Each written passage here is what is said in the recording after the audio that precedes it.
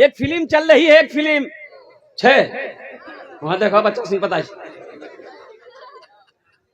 اس کو چوتھا کلمہ پڑھنے بولیے تو نانی مر جائے گی.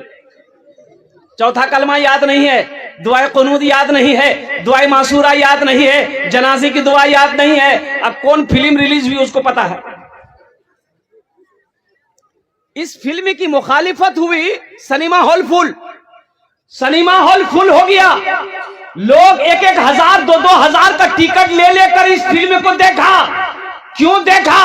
تو لوگوں نے جواب دیا کہ مخالفت ہوئی تھی اس فلم کی، اس لیے ہم دیکھ رہے ہیں. ارے میرے نوجوانوں، مخالفت تو مسجد کے بارے میں بھی کی گئی تھی، لیکن ہماری مسجدیں خالی ہے. مخالفت تو ٹوپی پر بھی ہوئی تھی، اور قربان جاؤ نماز کے اوپر بھی مخالفت ہوئی تھی.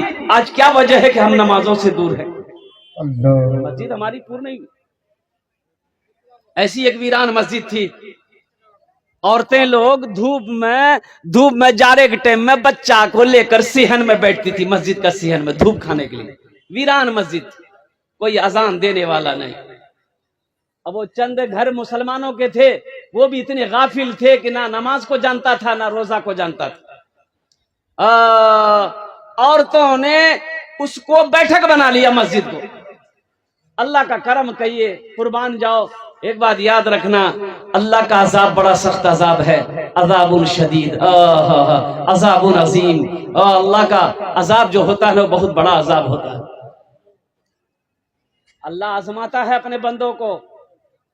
اس لیے میرے بھائی، اللہ پہلے رسی کو ڈھیل چھوڑا ہے کہ جو کرنا ہے تو کر لے، لیکن ایک بات یاد رکھ میرا بندہ، یہ رسی کا ڈور جو ہے نا، یہ میرے ہاتھوں میں جب ہم کھینچیں گے نا، تمہیں میرے پاس ہی آنا ہوگا. بچہ پتنگ اڑاتا ہے نا آسمان میں، تو پتنگ بہت دور تک چلا جاتا ہے، لیکن پتنگ کو معلوم ہونا چاہیے کہ میرا جو ڈور ہے وہ بچہ زمین پر کھڑا اس کے ہاتھ میں ہے، وہ جب کھینچے گا ہمیں زمین پر آنا ہوگا. تو اللہ نے کہہ دیا کل نفس ذائقۃ الموت ثم الینا ترجعون. ہر شخص کو موت کا مزہ چکھنا ہے، پھر تم سب کو میرے پاس آنا. اللہ کا وعدہ پکا وعدہ ہے، اللہ کا قول پکا وعدہ ہے.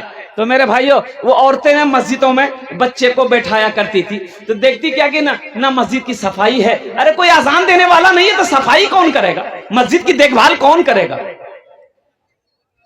ایک عورت کا بچہ، اب بچہ لے کر جب بیٹھیے گا تو مسجد کے اندر میں، تو بچہ تو پیشاب کر بھی نہیں کرے گا بھائی. بچہ پیشاب کرے گا نا. اب پھولا بچہ، معصوم بچہ، اسے کیا معلوم کہ یہ مسجد ہے کہ کیا ہے؟ بچہ پیشاب کرتا، عورتیں ایسے ہی چھوڑ دیتی. اب ایک روز ایک بچہ پخانا کر دیا، مسجد کے صحن میں پخانا کر دیا. پخانا کر دیا، یہ عورت چھوڑ دی. اب بچے کا پخانا کرنا تھا، یہ عورت دیکھیے رے پخانا مسجد میں گرا، سونا بن گیا. کیا بن گیا؟ سونا کا دھما بن گیا. تو چھو کے دیکھیے رے بھابھی، تو سونا ہے. بچہ تو پخانا کیا تھا یہاں، یہ سونا کیسے آ گیا؟ تو بچہ ڈاک بولیے بیٹا آرو آ گئے. بچہ اور پخانا کیا دے سونا. یہ عورت چپکے سے سونے کو آنچل میں بہنی، بچہ کو لے کے گھر آ گئے. اب روزانہ اسی ٹائم وہ جا کے مسجد میں بچہ کو بیٹھا دیتی تھی اور زبردستی بولتی تھی بیٹا آ گئے. دیکھتے دیکھتے پھوس کا گھر تھا اس کا، اینٹ آ رہی ہے، پختہ کا مکان بن رہا ہے. تو اور عورتوں کو تھوڑا بھائی تعجب میں پڑ گئی کہ بھائی غریب آدمی جو ایک ٹائم کھاتا تھا دوسرا ٹائم کے لیے جھانکتا تھا، یہ اینٹ خرید لیا ہے، پختہ کا مکان بنا رہا ہے، یہ پیسہ کہاں سے لا رہا ہے؟ اس کا شوہر تو کوئی کام ہی نہیں کرتا ہے، رکشہ چلاتا ہے، اتنا پیسہ آیا کہاں سے؟ عورتیں اس کے پیچھے لگ گئی کہ آخر کوئی بات ضرور ہے، کہیں سے اس کو خزانہ ہاتھ لگا. یہ چپکے سے 2 ٹائم صبح شام مسجد میں بچہ کو بٹھا کے پخانا کرواتی.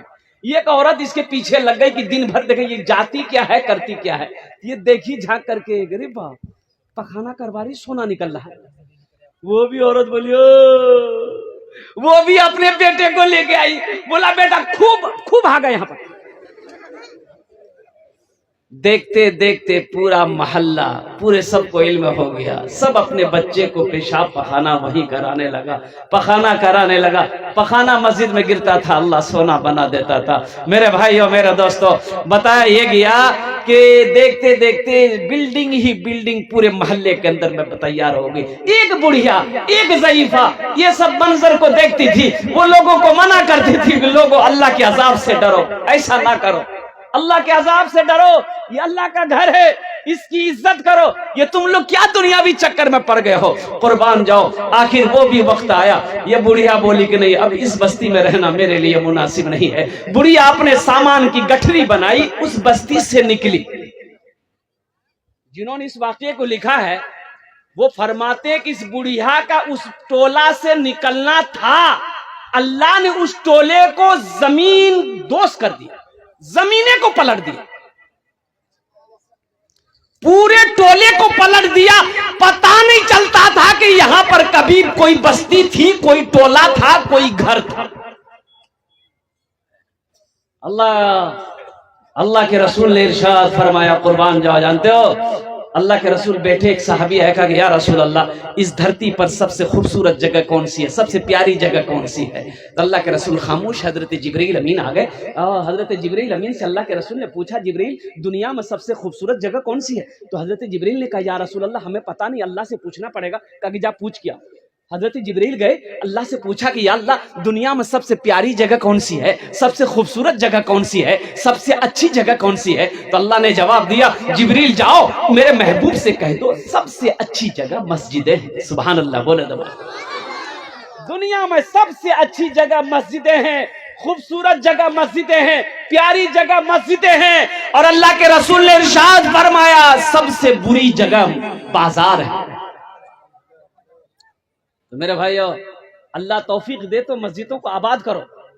علماء فرماتے ہیں کہ جو مسجدوں کو آباد کرے گا اللہ اس کے گھر کو آباد کرے گا۔ جو مسجدوں کو آباد کرتا ہے اللہ اس کے گھر کو آباد کرے گا، اللہ اس کی زندگی کو آباد کرے گا۔ اس لیے سخی بنو، سخی بنو، سخی